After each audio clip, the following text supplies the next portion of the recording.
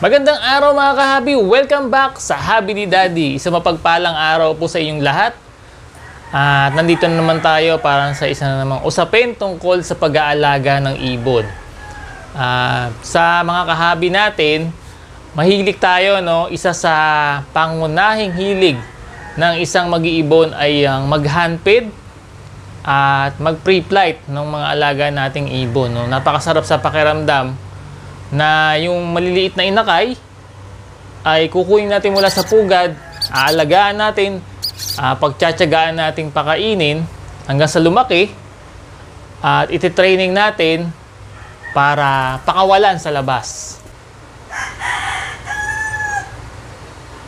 Yung pagpapakain ng ibon ay yung pagpapalaki, pagpapakain, pag-handfeed, pagtitraining ng mga ibon, tapos ipi-pre-flight natin sa labas.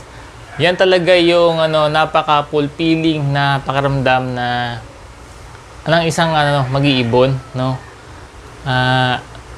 Mula kasi sa sisiw, makikita natin siya, lumilipad na, tapos babalik sa'yo, no? Pakawalan mo, lilipad, pagtawagin mo, babalik sa'yo. At napaka saya, no, nalibangan. Kaya maharami ang nahuhumaling sa pre-flying, eh. Kasi iba yung pakiramdam talaga, no? Makikita mo siya napakalayo na, tapos tawagin mo, pipituhan mo, babalik sa'yo. Kaya lang minsan nawawala din pagka sumobra sa lipad, sumobra sa excitement sa kalilipad, nawawala din yung mga ibon na alaga natin.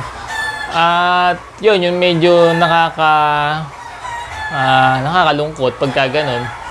Pero part talaga yon ng pre-flying, nawawalan tayo ng mga ibon.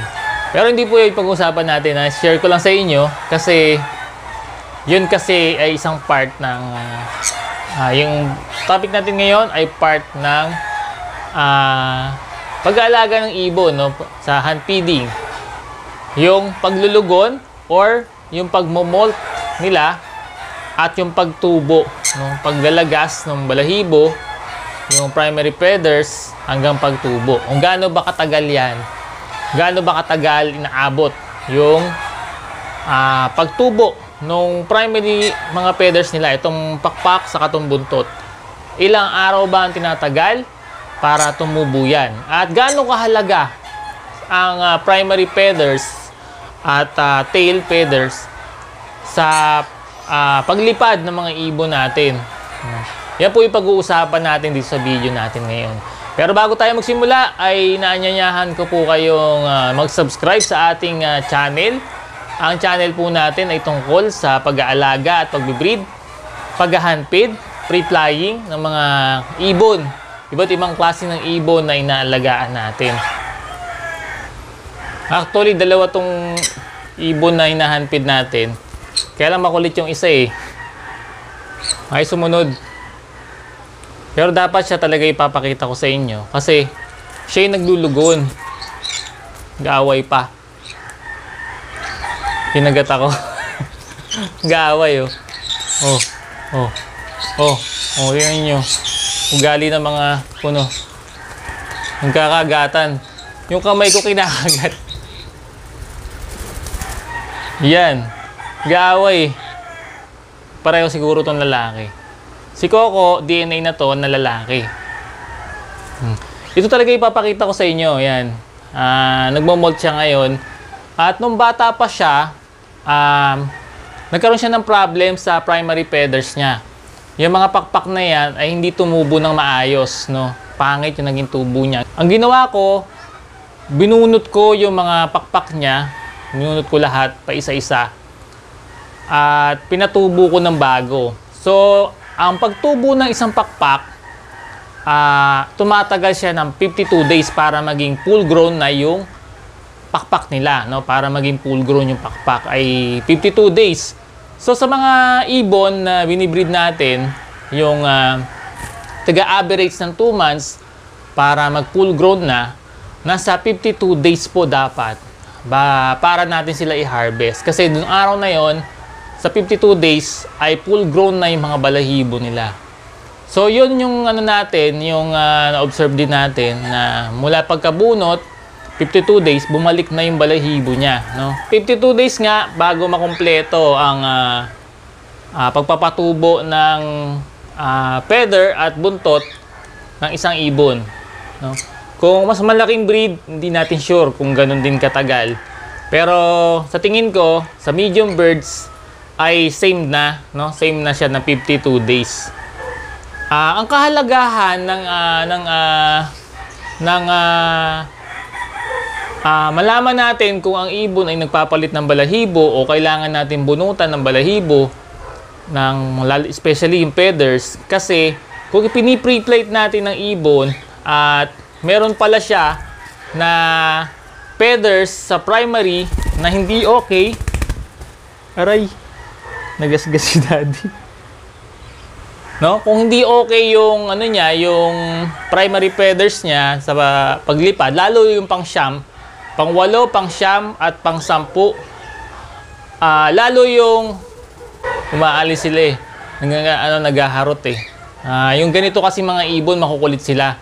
Kaya kailangan nito sobrang training para may pre-fly mo na hindi mawala, kasi pagka nagkataon mahihirapan kang pasunurin sila sa labas pag nasa labas na. Ngayon, indoor pa lang, makukulit na. Kaya dapat talaga, control na control yung pagkain. So, ayan na natin si Coco. Ayaw niya sa atin. Ay, yun po, kailangan na mas sigurado natin na yung tatlo sa huling primary feathers niya, maayos po, no? Tama yung tubo pagka pinipre-flight natin siya. Kasi baka po malaglag yun pagka pinapalipad natin, masasaktan po yung ibon at mahihirapan lumipad. Baka magkaroon ng problema, hindi siya makabalik kung pinipre-flight natin. Kaya dapat po, sinisecure natin yung tubo ng balahibo, dapat maganda yung balahibo niya at yung primary feathers niya kompleto at walang damage, no? At kung maglalagas siya or may patubo or bagong tubo, wag po natin ipi-pre-flight yung mga ibon natin. Kasi medyo masakit po yun kung napi-pre-flight sila, hindi nasa 100% yung capability nila na lumipad.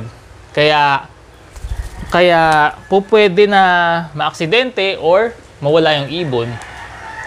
Kaya ingatan po natin, mahalaga po yung primary feathers na buong-buo siya pag pinapalipad natin. Dapat ganyan, healthy yung pakpak niya para walang problema.